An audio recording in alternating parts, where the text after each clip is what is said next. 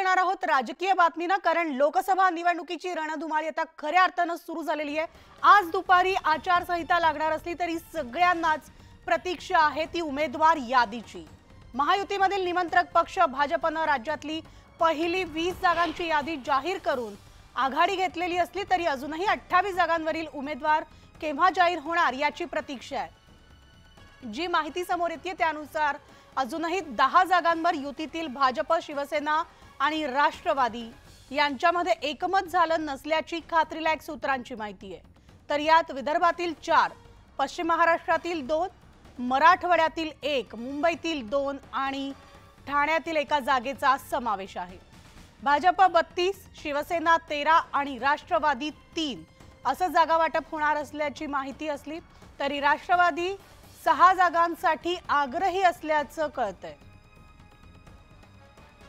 आणि याविषयी आपण सविस्तर अपडेट जाणून घेणार आहोत। आमचे प्रतिनिधी प्रशांत बाग आपल्या सोबत आहेत। Good morning Prashant. प्रशांत, जागा वाटपाचा तिढा महाविकास आघाडी असो किंवा महायुती असो अजूनही सुटला नाही। आज दुपारी लोकसभा निवडणुकीची तारीख सुद्धा घोषित होणार आहे, मात्र अजूनही काही जागांबाबत संभ्रम आहे। कसं मिनाली, म्हणतात ना की प्रेमात आणि युद्धात सगळं क्षम्य असतं, तसं आता राजकारणात सुद्धा सगळं क्षम्य असतं।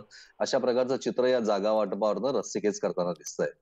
आता ज्या पद्धतीनं महायुतीतला हा सगळा तिढा समोर येतोय 10 जागांसाठी महाराष्ट्रातल्या, या सगळ्या जागांचा जर का विचार केला तर या सगळ्या येत्या विधानसभा निवडणुकीचं गणित ठेवून विधानसभा निवडणुकीमध्ये तुम्हाला झुकतं माप देऊ अशा प्रकारची भाजपनं भूमिका घेतली आहे आपल्या सहकारी मित्रपक्षांसोबत। अर्थात दिल्लीत याचा अंतिम फैसला आज होणार आहे, कारण आपल्याला माहिती आहे की विदर्भातल्या 4 जागा म्हणजे विशेषतः भंडारा, रामटेक, यवतमाळ आणि गडचिरोली या 4 जागांसाठी या मेजर एक तिढा आहे। पश्चिम महाराष्ट्रातल्या 2 जागा आहे की सातारा आणखीन कोल्हापूर, आणखीन त्याचबरोबर ठाण्याची जागा आहे। पण मुंबईतलं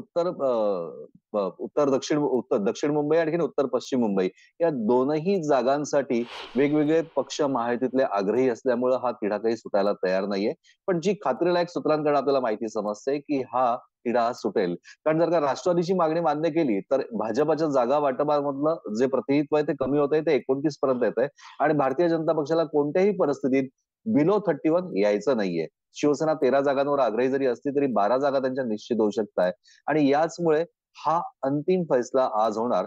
पण या सगळ्या विषयामध्ये आपल्याला लक्षात घेतलं पाहिजे की भंडारा गोंदिया जागा ही भाजपला हवी आहे, आणखी राष्ट्रवादीला सुद्धा हवी आहे। साताऱ्याची जागा भाजप आणि राष्ट्रवादीची रस्सीखेच सुरू आहे। ठाण्याबरोबर भाजप सोबत शिवसेनेला सुद्धा ही जागा हवी आहे। रामटेकची जागा भाजपला सुद्धा इच्छा आहे, शिवसेना सुद्धा यावर अडून बसलेली आहे। गडचिरोली, यवतमाळ या दोन्ही ठिकाणी भाजप म्हणतो की आम्हाला द्या आणि राष्ट्रवादीने सुद्धा हट्ट धरला आहे की गडचिरोलीची जागा आम्हाला सुद्धा द्या। कोल्हापूरच्या जागेची तीच परिस्थिती आहे।